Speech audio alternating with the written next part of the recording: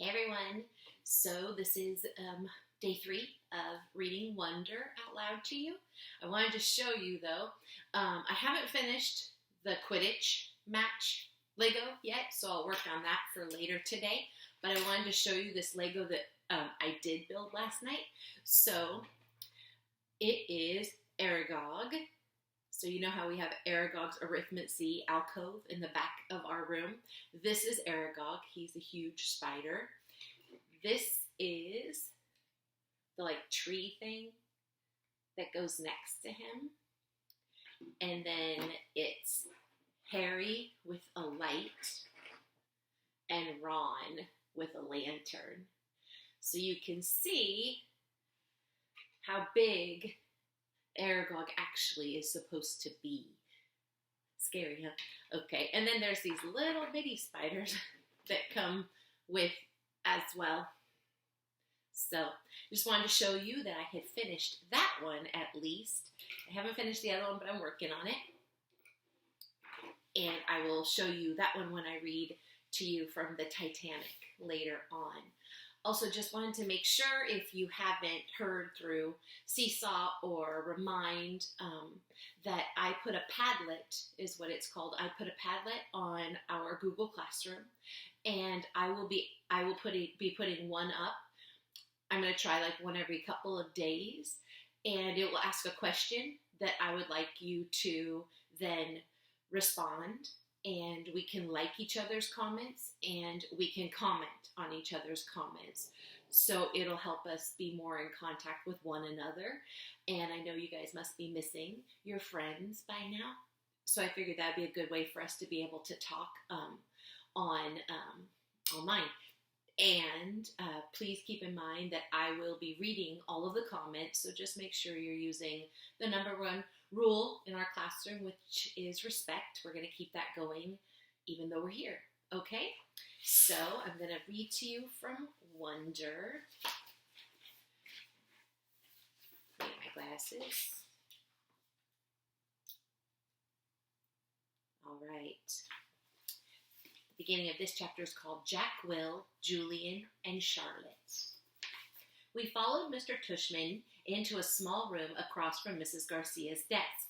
He was talking as he closed the door to his office and sat down behind his big desk, though I wasn't really paying much attention to what he was saying. I was looking around at all the things on his desk. Cool stuff, like a globe that floated in the air and a Rubik's-type cube made with little mirrors. I liked his office a lot. I liked that there were all these neat little drawings and paintings by students on the walls, framed like they were important. Mom sat down in a chair in front of Mr. Tushman's desk, and even though there was another chair right next to hers, I decided to stand beside her. "Why do you have your own room and Mrs. G doesn't?" I asked. "You mean why do I have an office?" asked Mr. Tushman. "Yeah, you said she runs the place," I said. "Oh, well, I was kind of kidding. Mrs. G is my assistant." "Mr. Tushman is the director of the middle school," Mom explained. "Do they call you Mr. T?" I asked, which made him smile. "Do you know who Mr. T is?" he answered. "I pity the fool," he said in a funny, tough voice, like he was imitating someone. I had no idea what he was talking about.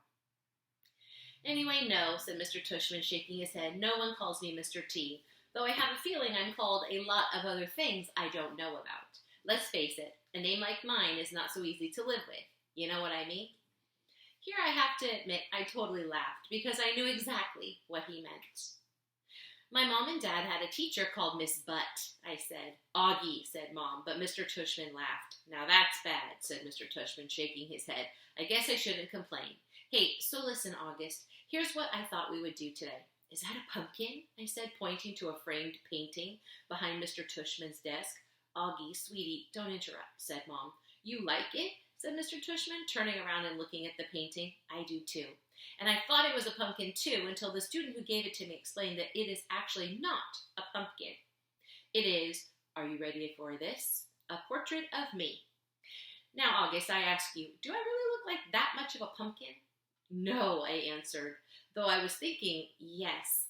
Something about the way his cheeks puffed out when he smiled made him look like a jack-o'-lantern. Just as I thought, it occurred to me how funny that was. Cheeks. Mr. Tushman. And I started laughing a little. I shook my head and covered my mouth with my hand. Mr. Tushman smiled like he could read my mind. I was about to say something else, but then all of a sudden I heard other voices outside the office, kids' voices. I'm not exaggerating when I say this, but my heart literally started beating like I had just run the longest race in the world. The laughter I had inside just poured out of me. The thing is, when I was little, I never minded meeting new kids because all the kids I met were really little too. What's cool about really little kids is that they don't say stuff to try to hurt your feelings. Even though sometimes they say stuff that hurts your feelings, but they don't actually know what they're saying. Big kids, though, they know what they're saying. And that is definitely not fun for me. One of the reasons I grew my hair long last year was that I like how my bangs cover my eyes. It helps me block out the things I don't want to see. Mrs. Garcia knocked on the door and poked her head inside. "They're here, Mr. Tushman," she said. "Who's here?" I said. "Thanks," said Mr. Tushman to Mrs. Garcia. "August, I thought it would be a good idea for you to meet some students who will be in your homeroom this year. I figured they could take you around the school a bit, show you the lay of the land, so to speak." "I don't want to meet anyone," I said to Mom. Mr. Tushman was suddenly right in front of me, his hands on my shoulders. He leaned down and said very softly in my ear, "It'll be okay, August. These are nice kids, I promise." "You're going to be okay, Augie," Mom whispered with all her might. Before she could say anything else, Mr. Tushman opened the door to his office. Come on in, kids," he said, and in walked two boys and a girl. None of them looked over at me or Mom. They stood by the door looking straight at Mr. Tushman like their lives depended on it. "Thanks so much for coming, guys, especially since school doesn't start until next month," said Mr. Tushman. "Have you had a good summer?" All of them nodded, but no one said anything. "Great, great," said Mr. Tushman. "So, guys, I wanted you to meet August, who's going to be a new student here this year. August, these guys have been students at Beecher Prep since kindergarten, though, of course, they were in the lower school building. But they know all the ins and outs of the middle school program. And since you're all in the same homeroom, I thought it would be nice if you got to know each other a little before school started. Okay? So, kids, this is August. August, this is Jack Will." Jack Will looked at me and put out his hand. When I shook it, he kind of half smiled and said, "Hey," and looked down really fast. "This is Julian," said Mr. Tushman. "Hey," said Julian, and did the exact same thing as Jack Will. Took my hand, forced a smile, looked down fast. "And Charlotte," said Mr. Tushman. Charlotte had the blondest hair I've ever seen. She didn't shake my hand, but gave me a quick little wave and smiled. "Hi, August. Nice to meet you," she said. "Hi," I said, looking down. She was wearing bright green Crocs. "So," said Mr. Tushman, putting his hands together in a kind of slow clap, "what I thought you guys could do is take August on a little tour of the school. Maybe you could start on the 3rd floor. That's where your homeroom class is going to be. Room 301, I think. Mrs. G is room 301. Mrs. G called out from the other room. Room 301, Mr. Tushman nodded. "And then you can show August the science labs and the computer room. Then work your way down to the library and the performance space on the 2nd floor. Take him to the cafeteria, of course." "Should we take him to the music room?" asked Julian. "Good idea, yes," said Mr. Tushman. "August, do you play any instruments?"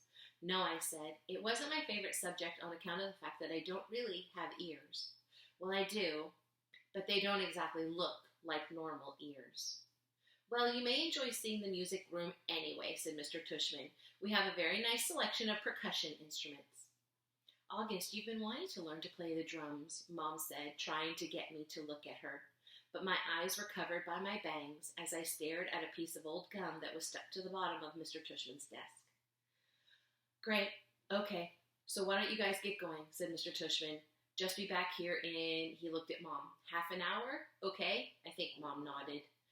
"So is that okay with you, August?" he asked. I didn't answer.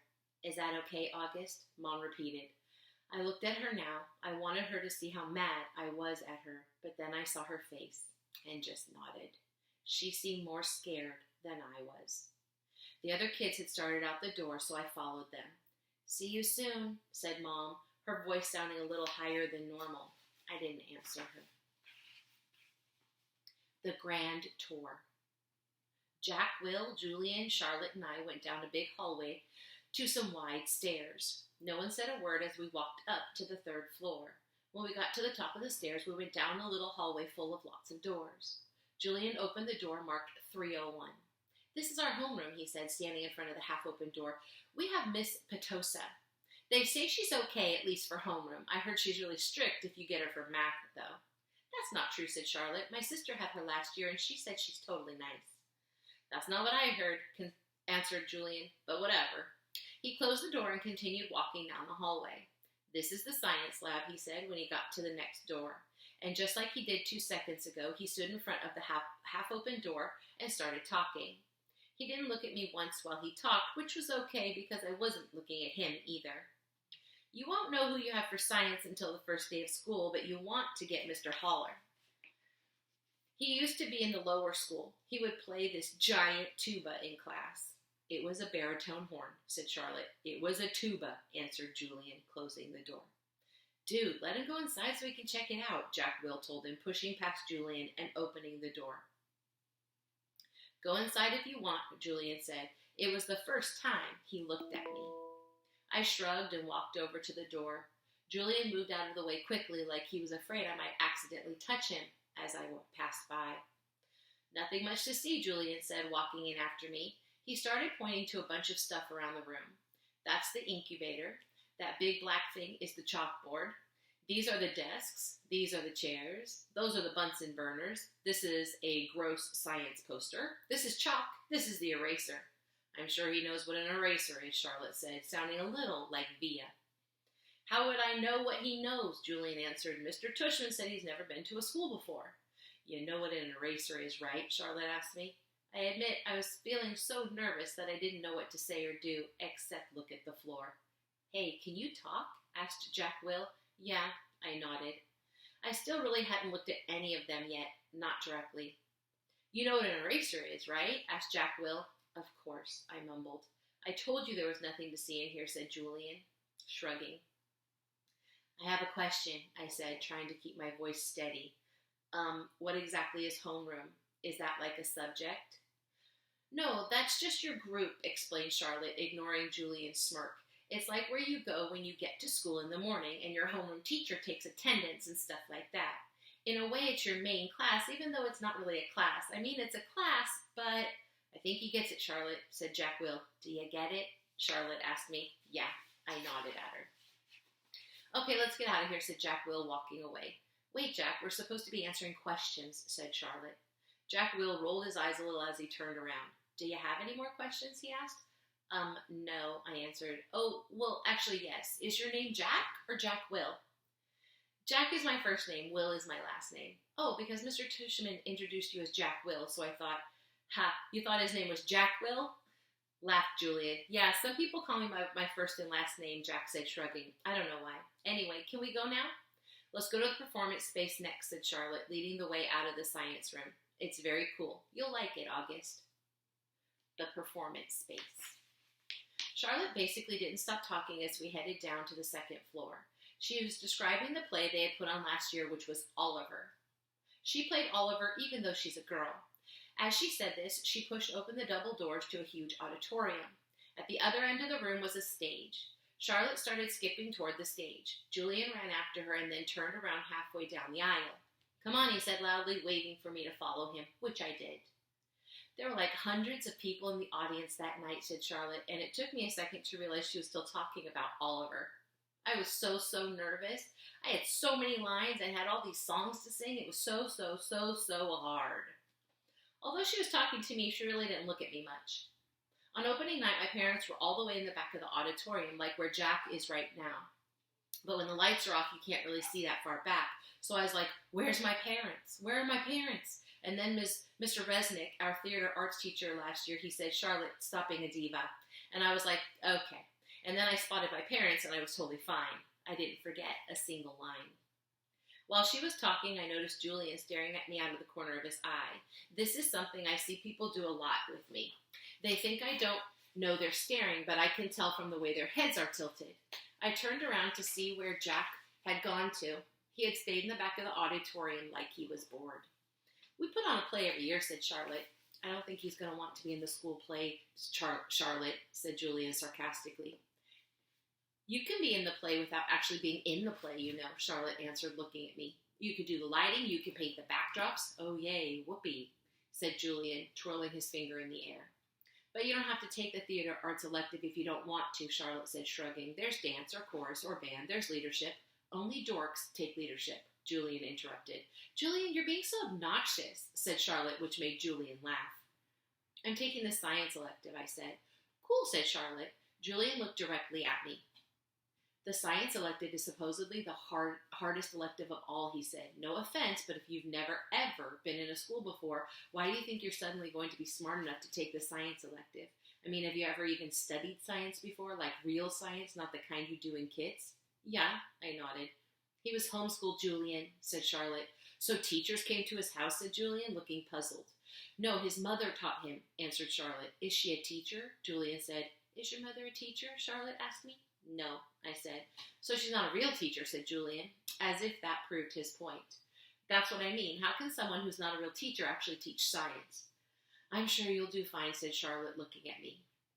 Let's just go to the library now, Jack called out, sounding really bored. Why is your hair so long? Julian said to me. He sounded like he was annoyed.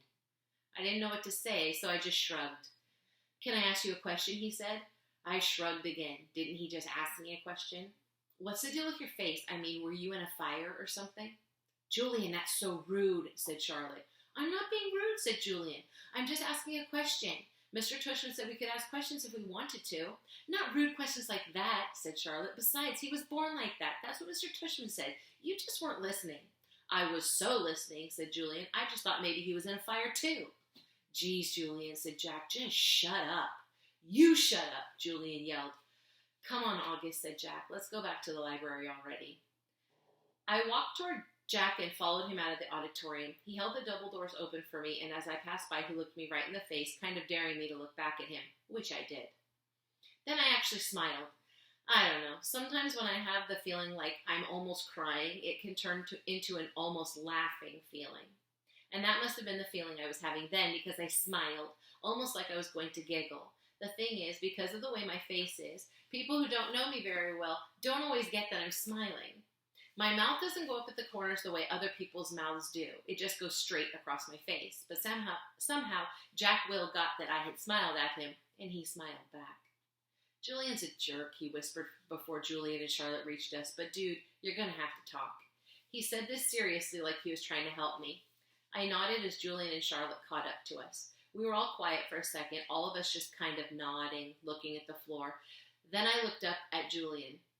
The words supposedly, by the way, I said. What are you talking about? You said supposedly before, I said. I did not. Yeah, you did, Charlotte nodded. You said the science elective is supposedly really hard. I heard you. I absolutely did not, he insisted. Whatever, said Jack. Let's just go. Yeah, let's just go, agreed Charlotte, following Jack down the stairs to the next floor. I started to follow her, but Julian cut right in front of me, which actually made me stumble backwards. Oops, sorry about that, said Julian, but I could tell from the way he looked at me that he wasn't really sorry at all. Okay. So we're reading, because these chapters are so small, we're not really reading one chapter a day like we would if it were Harry Potter. We're reading more like 10 pages, which is a few chapters. I think this one was like 2 or 3.